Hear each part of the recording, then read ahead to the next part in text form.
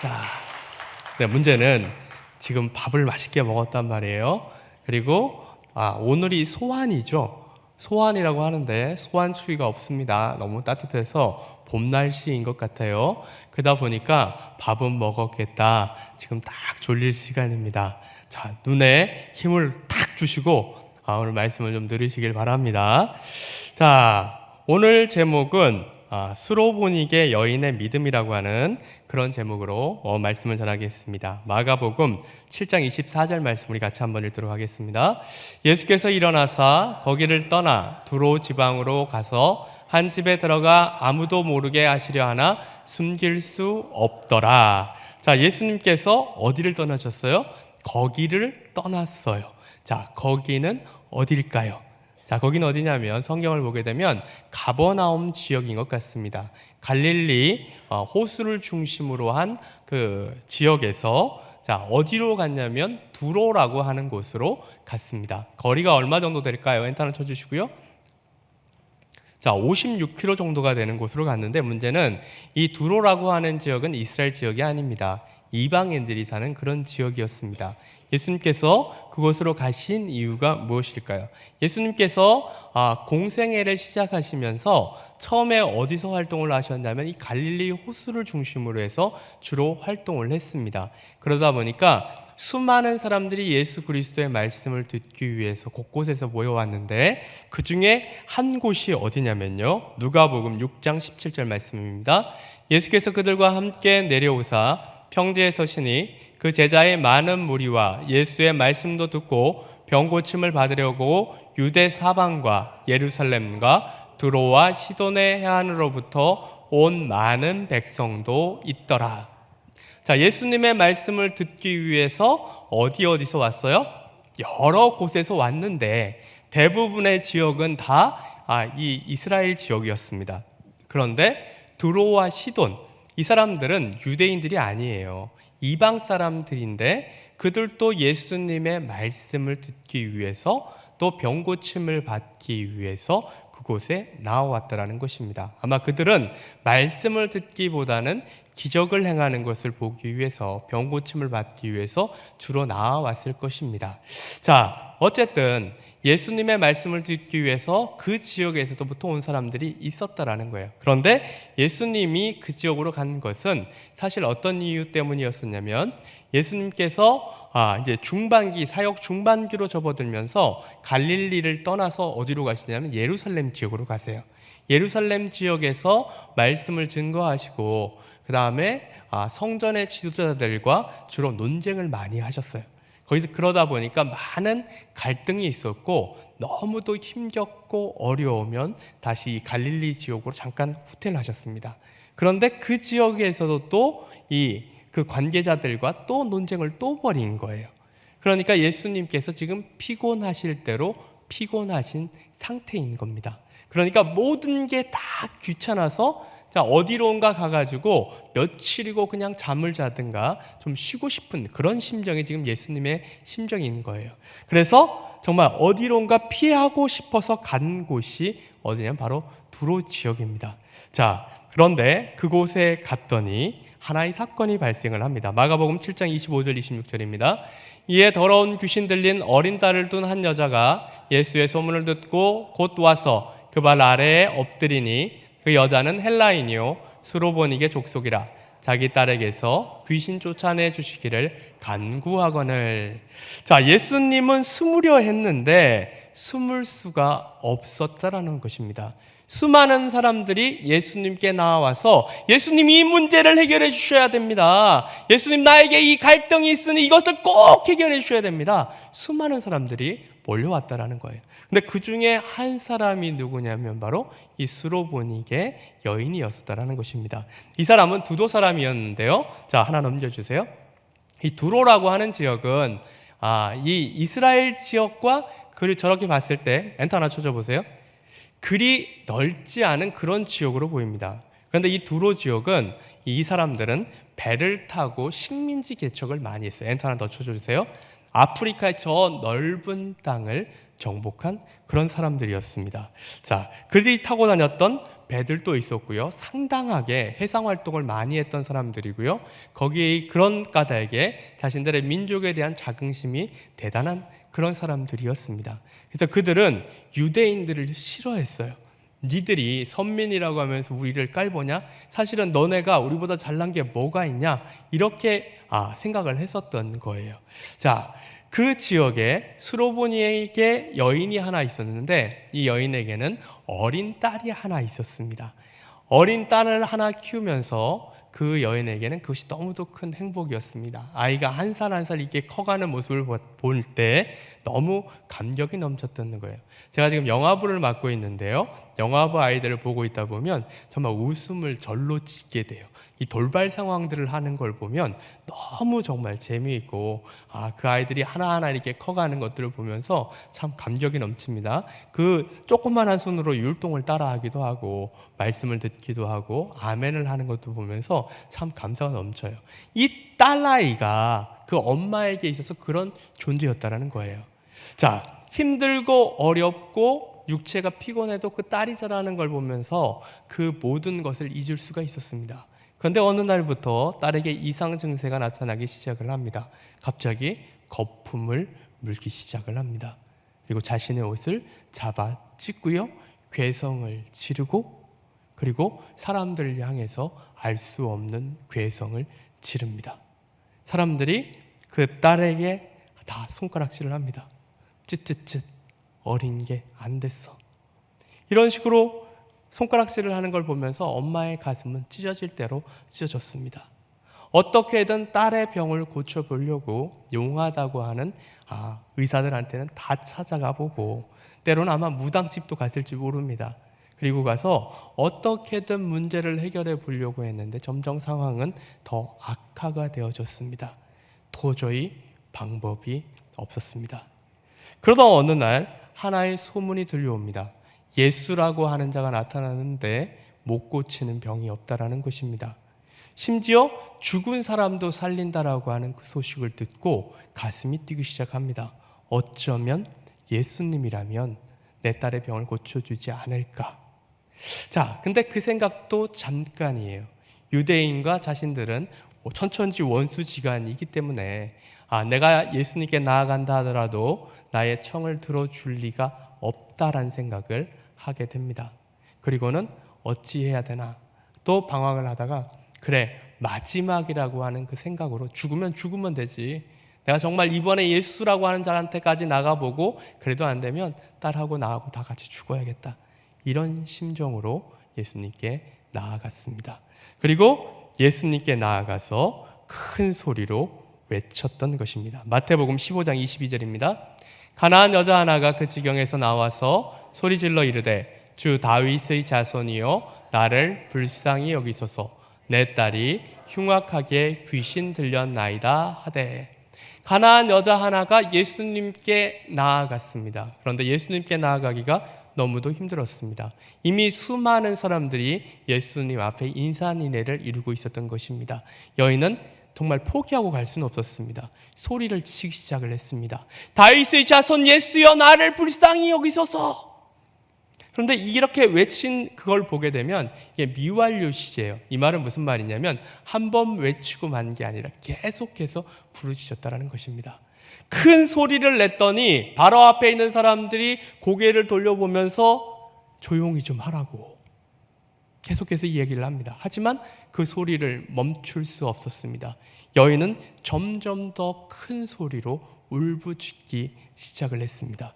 예수님께 그 소리가 충분히 들릴만 한데도 예수님께서는 침묵으로 일관하셨습니다. 마태복음 15장 23절입니다. 예수는 한 말씀도 대답하지 아니하시니 제자들이 와서 청하여 말하되 그 여자가 우리 뒤에서 소리를 지르오니 그를 보내소서.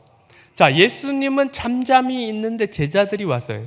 제자들이 와서 뭐라고 하냐면 그 여자가 우리 뒤에서 소리를 지르오니 그를 보내소서. 이 말은 어떤 뉘앙스일까요? 저 여자를 그냥 쫓아버리세요 이런 뜻일까요? 아니면 저 여자의 청을 좀 들어주세요 이런 뜻일까요? 이 제자들의 말은요, 저 여자를 쫓아보내세요가 아니에요. 저 여자 보아하니 보통이 넘는 것 같습니다. 예수님, 저 여자 청 들어주기 전에는 절대 안 갈 것 같으니까 그냥 정말 좀 들어주셔서 좀 빨리 좀 보내버리시죠. 예수님 아시잖아요. 저희도 잠 한 잠도 못 잤고 지금 피곤해 죽겠어요. 예수님만 힘든 게 아니라 우리도 힘드니까 좀 쫓아 보내시고 그리고 어디 가서 좀 쉽시다. 이런 뜻에서 예수님께 그렇게 청을 했던 것입니다. 자, 이 정도까지 나오면 어때야 될까요? 여인도 아마도 예수님의 제자들의 소리를 들었다면 이제는 됐다. 예수님께서 내 청을 들어주시겠구나. 이런 아마 기대를 가졌을 것입니다. 바로 그때 예수님께서 한 말씀을 하십니다. 마가복음 7장 27절입니다. 저기 마가복음 7장 27절이요. 자, 마가복음 7장 27절 있을 겁니다. 같이 읽습니다. 예수께서 이르시되 자녀로 먼저 배불리게 먹게 할지니 자녀의 떡을 취하여 개들에게 던짐이 마땅치 아니하니라. 자, 이 말의 뜻이 뭘까요? 내가 이곳에 하나님 나라의 말씀을 증거하고 병든 자들을 고치러 온 것은 나의 자녀들인 이스라엘 사람들을 위함이야. 그들에게 먼저 배불리 먹여야 할 게 아니야. 그들이 아직 배불리 먹지도 않았는데 자녀들에게 줄 떡을 취하여서 개들에게 던짐이 마땅하냐. 이 말이 무슨 뜻인가요? 이 수로보니에게 여인이 뭐라는 거예요? 개라는 거예요. 자, 이 말을 여인이 들었다라고 생각을 해보십시오. 어떻게 하시겠습니까? 이를테면 우리 사랑하는 성도님들이 큰 문제에 부딪혔어요. 그래서 하나님 앞에 기도를 합니다. 하나님, 이 문제 해결해 주셔야 됩니다 하면서 부르짖으며 기도했어요. 그랬더니 하나님의 음성이 들리는 거예요. 야, 드디어 내 기도에 응답하시는구나. 이제는 됐어. 이러고 있는데 갑자기 어떤 음성이 들리냐면 내가 너같이 하찮은 자의 기도를 왜 들어줘야 하냐. 난 너희들을 위해서 있는 신이 아니야. 나는 잘나고 똑똑한 정말 택함 받은 사람만을 위한 그런 하나님이야. 만약 이런 음성이 들린다고 해보십시오. 어떤 생각이 들까요? 우리말에 그런 말이 있죠. 동정은 못 해줘도 쪽박은 동정이 맞나요? 이게 뭐 거지한테 뭐 주는 거 있죠? 동량은 못해도 쪽박은 깨뜨리지 말라. 이런 말이 있는데 지금 예수님이 딱 이 쪽박 깨뜨린 거예요. 그냥 안 도와주시면 되잖아요. 근데 굳이 그 마음의 상처를 가득 안고 있고 여기 예수님한테까지 나와서도 고침 못 받으면 이제 죽을지도 모르는 그 여인에게 너는 자녀가 아니라 개니까 너에게 줄 떡은 없어. 이런 단호한 말을 해야 할까요? 보통의 사람들 같으면 이랬을 겁니다. 더러워서 못해 먹겠네 하면서 아마 들고 있던 것을 다 패댕이 치면서 에이 잘 먹고 잘 살아라 아마 이러면서 아무튼 뭐 그런 별의별 말을 다 하면서 돌아갔을 거예요. 자, 그런데 이 여인의 모습을 보십시오. 마태복음 15장 25절 말씀입니다. 자, 여자가 와서 예수께 절하며 이르되 주여 저를 도우소서. 자, 여기서 절하는 것도 이게 미완료시제예요. 절을 한 번만 하고 만 게 아니라 계속해서 절하는 거예요. 예수님, 저를 도와주소서. 계속해서 그렇게 요청을 한 거예요. 자, 보통 사람들이라면 그런 요청을 하겠습니까? 아마도 하지 않을 거예요. 근데 이 여인은 자신의 딸을 사랑하는 마음, 예수 그리스도를 마지막 희망으로 붙잡는 그 마음으로 예수님께 나와서 그렇게 절하면서 이렇게 요청을 하였다라는 것입니다. 자, 그랬더니 여인이 이제 또 비수의 꽃, 비수가 되는 그 말 한번 들었죠? 개들에게 던주는 것이 옳지 않다. 자, 그랬더니 이 여자가 어떤 믿음의 고백을 하냐면요. 마가복음 7장 28절입니다. 여자가 대답하여 이르되 주여 올소이다마는 상 아래 개들도 아이들이 먹던 부스러기를 먹나이다. 이 말이 무슨 뜻인가요? 예수님 맞습니다. 전 당신이 말하는 개입니다. 전 이방 사람이고요. 하나님의 은혜를 받을 자격은 전혀 없습니다. 저는 개인데 상 아래 개들도 아이들이 먹던 부스러기를 먹지 않습니까? 유대인들은 어떤 식습관을 가지고 있냐면요. 빵을 먹는데 빵을 잡고 그냥 입으로 물어서 뜯어먹는 습관이 아니라 찢어서 먹어요. 자, 찢어 먹으면 뭐가 떨어질까요? 부스러기가 떨어져요. 자, 아이들이 그렇게 뭘 먹을 때 이렇게 찢어가지고 먹고 막 이렇게 먹으면 좋아요, 안 좋아요? 요즘에 안 좋아요. 왜냐하면 부스러기가 떨어지고 개미가 끌어요.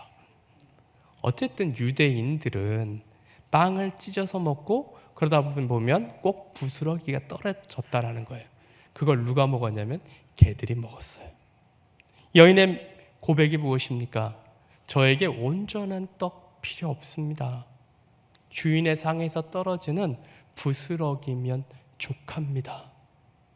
이런 믿음의 고백을 한 거예요. 자, 근데 예수님께서 말씀하신 그 단어에도 사실은 하나의 힌트가 있었어요. 뭐냐면 개들에게 던져주는 것이 옳지 않다라는 말을 했는데 이 개에게 쓰였던 단어가 퀴나리오이스라고 하는 단어였습니다. 이 단어는요. 자, 개는 두 가지 종류가 있어요. 우리나라에 두 가지 종류가 있죠. 어떤 종류가 있습니까? 또 이게 남자분들 먹을 수 있는 개와 먹지 못하는 개 이렇게 생각하시면 또 큰일 나요. 자, 어쨌든 간에 개가 두 가지 종류가 있는데 유대인 지역에서는 특히 들개가 있어요. 이렇게 사진 하나 넘겨줘 보세요. 보기에도 싸나워 보여요. 쟤들이 몰려다니면서 소를 공격하고 또 등산객들을 공격하는 그런 개들이라고 합니다. 자, 저런 개들에겐 당연히 이 광견병 주사 안 맞겨졌고요. 쟤네들은. 그리고 당연히 벌레들이 득실거립니다. 자, 저런 개를 의미했냐? 아니라는 거예요. 자, 아까 그 단어는 하나 더 넘겨줘 보세요. 자, 저런 개예요. 애완견이에요. 그러니까 예수님께서 말씀하시는 거는 저런 들개가 아니라 애완견을 얘기하신 거예요. 여인은 그걸 캐치를 했고 예수님께 메어 달린 겁니다. 자, 요런 개들은 뭘 먹나요? 하나 넘겨줘 보세요. 요즘은 개밥이 얼마나 잘 나오는지 뭐 고기도 나오고 별의별 것 다 나오더라고요. 예전에 어떤 그 연예인이 일본인가 어딘가를 가서 백화점 같은 데를 가면 제일 먼저 가서 뭘 하나 사가지고 그걸 먹고 돌아다니면서 쇼핑을 했다고요. 나중에 알고 보니까 개밥이었다고 그래요. 자, 어쨌든 이 주인이 먹는 이 밥을 먹는 그런 개였단 말입니다. 그래서 나는 그거면 족하니까 그거면 된다고. 자, 사진 하나 또 넘겨줘 보세요. 어떤 식당을 하는 한 부부가 있었어요. 자녀가 있었는데 자녀가 개를 키우고 있었습니다. 자, 밥을 줘야 되잖아요. 개 밥을 줘야 돼서 개 밥 좀 달라고 그랬더니 엄마가 그 아이를 가리키면서 이렇게 얘기를 했습니다. 저렇게 보이는 저 손님 있지? 저 손님이 먹다가 밥을 남길 거야. 그러니까 그 밥 남기면 그 밥 주자 이렇게 얘기를 했어요. 근데 문제는 이 손님이 눈치도 없이 그걸 다 먹어버렸어요. 어떤 상황이 벌어졌을까요? 애가 울고 불고 난리가 나면서 주인이 있는 데다가 손님이 있는 데다 이렇게 얘기를 했습니다. 저 손님이 내 개밥 다 먹었다고! 자, 어찌됐든 주인이 먹는 밥이 손님이 먹는 밥이 그냥 손님이 먹으면 손님 밥이고 그 부스러기를 먹게 되면 개밥이잖아요. 여인의 말은요. 나에게는 어떤 거, 양질의 것 필요 없어요. 나는 내 딸만 살릴 수 있으면 족합니다. 부스러기면 되니까 그거라도 허락해 주세요. 이런 요청을 했던 거예요. 그랬더니 어떤 결과가 나오게 됐습니까? 마태복음 15장 28절입니다.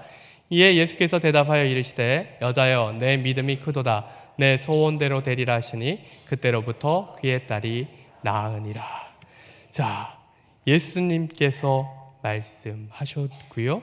자, 그때로부터 나았다라고 되어 있습니다. 근데 마가복음에는 어떻게 기록이 되어 있는지 한번 다시 보겠습니다. 예수께서 이르시되 이 말을 하였으니 돌아가라. 귀신이 내 딸에게서 나갔느니라 하시매 여자가 집에 돌아가 본즉 아이가 침상에 누웠고 귀신이 나갔더라. 자, 마가복음에 보게 되면 바로 이게 증세가 나타난 게 아니에요. 고침을 받았는지 고침받지 않았는지 몰라요. 근데 집에 돌아가 보았더니 난 거예요. 이 말은 뭐냐면 믿었다는 거예요. 자, 이런 믿음이 우리에게 있기를 바랍니다.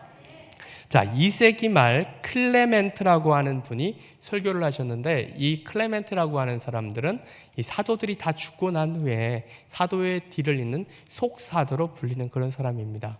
그가 설교를 했었는데, 이 스로보닉의 여인의 이름은 뭐예요? 유스타고 그의 딸의 이름은 베레니케라고 합니다. 이게 의미하는 바가 무엇일까요? 이 스로보닉의 여인은 예수님 앞에 나와서 자신의 문제를 해결받고 그걸로 끝이었다는 거예요? 아니면 계속해서 예수님을 따르는 무리들 가운데 있으면서 교회를 이루는 한 구성원이 되었다는 거예요. 이 여자가 그냥 그 자리를 떠났다면 그냥 이건 일회성으로 끝나는 거예요. 하지만 이 여인은 그 공동체 가운데 계속해서 머물렀고요. 결국은 어떻게 됐어요? 마지막에 천국도 가게 되었겠죠. 자, 우리에게 이런 간절한 마음이 있느냐는 것입니다. 우리 2020년 우리 표가 무엇이에요? 샤우트.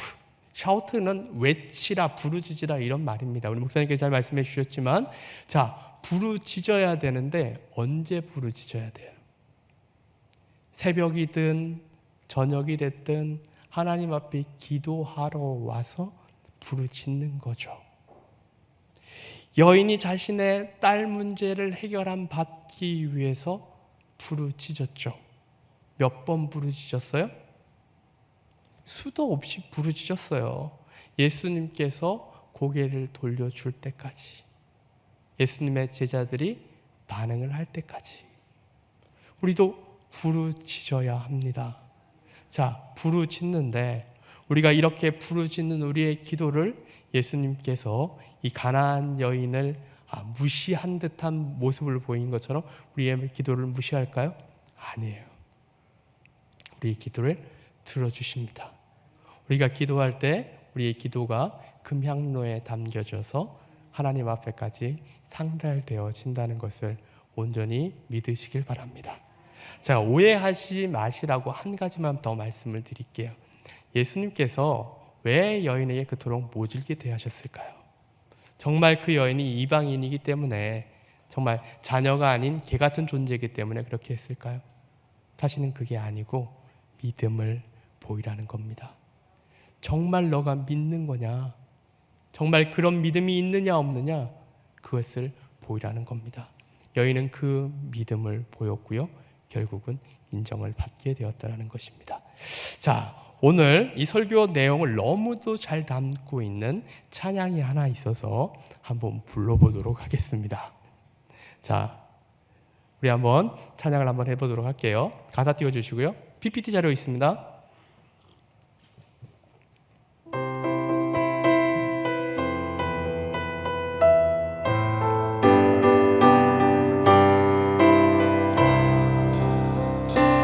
아무 공로 없는 몸에 자녀의 떡 바라리까 떨어지는 부스러기 나로 죽게 하옵소서. 연약하고 선한 생명 심지처럼 꺼져가나 주님 말씀 한마디면 이기고도 남습니다. 내 믿음이 크도다, 내 믿음이 크도다, 소원대로 내라시네. 내 믿음이 크도다, 내 믿음이 크도다, 대라시네. 아무 공로 없는 몸이, 아무 공로 없는 몸이 자녀의 떡 바라니까. 떨어지는 부스러기 나로 죽게 하옵소서. 연약하고 선한 생명 심지처럼 걷어가나. 주님 말씀 한마디면 이기고도 남습니다. 내 믿음이 그도다, 내 믿음이 그도다. 소원대로 대라시네. 내 믿음이 그도다, 내 믿음이 그도다. 소원대로 대라시네. 아무 공로 없는 몸이, 아무 공로 없는 몸이 자녀의 떡 바라니까. 떨어지는 불스러기 나로 죽게 하옵소서. 연약하고 선한 생명 심지처럼 꺼져가나. 주님 말씀 한마디면 이기고도 남습니다. 내 믿음이 그도다, 내 믿음이 그도다. 소원대로 대라시네. 내 믿음이 그도다, 내 믿음이 그도다. 소원대로 대라시네. 우리 다같이 통성으로 기도하길 원합니다.